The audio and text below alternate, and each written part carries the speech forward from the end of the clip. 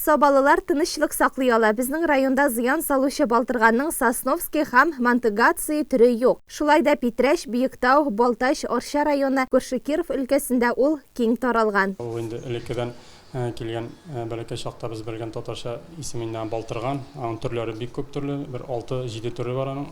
Бу борщевикның инде моның кешегә зарар китерә торган, менә бездә өйрәнелгән борщевик Сосновский, кешегә пешерү бирә торган һәм борщевик Мантыгация дигәне. Калганнары инде аның безнең дары үләннәре, фармацевтикада кулланыла һәм ашауда кулланылган элек. Моның инде исеме элек урысчадан барлыкка килгән. Борщ сүзеннән борщевик, аннан аш пешергәннән элек борщ ашы.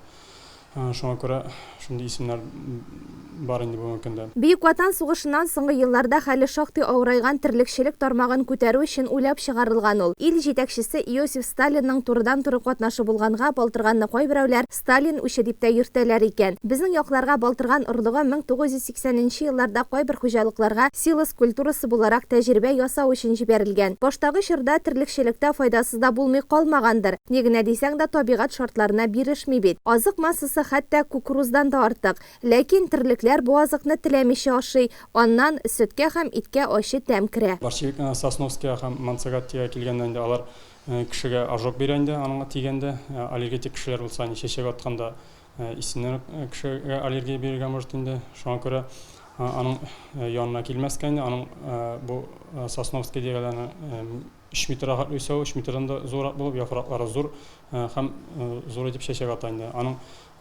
шушы борщевикларның чәчәкләреннән 8000 штук орлык чыга, әйбәт өлгергән елларында һәм орлыклары 10 елга саклана инде. Алар инде үз чиратында су буйларында, дамлы җирләрдә, күл кырыйларында үсәләр инде. Бу борщевиклар күбрәк шундай болыннарда була инде. Һәм моның килеп чыгышы инде Кавказ якларында, Кырым якларында үстерелгән бу элеккедән. Шул инде безнең якларга Саба районында игелмәде. Инде күрше районнарда, Орша районнарында, Күкмара районнарында элек сенажный культура булып игелгән иде, ләкин маллар яратып ашамагач ул төшүп калды һәм 2015 елдан инде уже культура түгел, сорный растение булып калды инде. Культура игелми, сорный растение булып калды һәм моны бөтен яклап бетерү бар инде. Территориядә кешегә зарар салган булгач, моның инде төп бетерү чарасы булып бара инде. Сплошной гербицидлар белән эшкәртү, аны инде чабып атып кына яңадан учарланып чыга, бер җирдә чапкан җирне 3-4 учарланып чыгып китә яңадан. Шуңа күрә төптән үк җирне эшкәртү инде, я сукалау, агрегат белән керә торган булса инде, булмый торган булса шул штоп чәчәген орлык таратмый торган итәргә кирәк. Кемчә бер башыннан 8000 штук орлык чыгара, башын кисеп атырга кирәк инде, хотя бы чәчәк чыгарганда.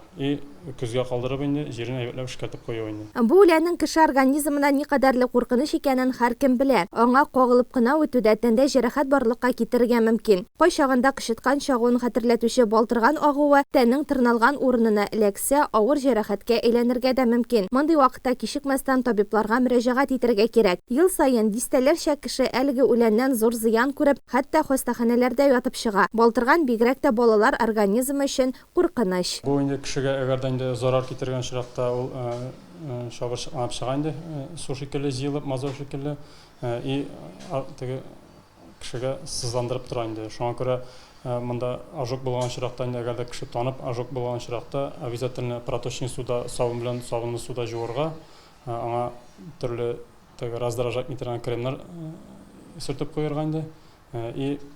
Киемнәр нияр кимәскән өстеннән. Нидән кояштан сакланырга инде 1-2 сутка. Штоп кояш нурлары анда тагын ожог бирмәсен ул җиргә. Бу афәт белән көрәшү шактый авыр. Үсемлекнең тамырлары кайчагында беләк юанлыгына җитә икән. Тирәнлеге дә берничә метрдан арта. Әгәр дә инде су буйларында, теге авыл совете территорияларында бит инде безнең аграрнарны бөтен җиргә булынлыкларга төшү бирә алмый, теге басуда бай эшләр җитәлек. Әгәр дә моны топ булсагыз, андый бик шундый борщевик Сосновский гайны шул дип уйласагыз, безгә авыл хуҗалыгына хәбәр итә аласыз.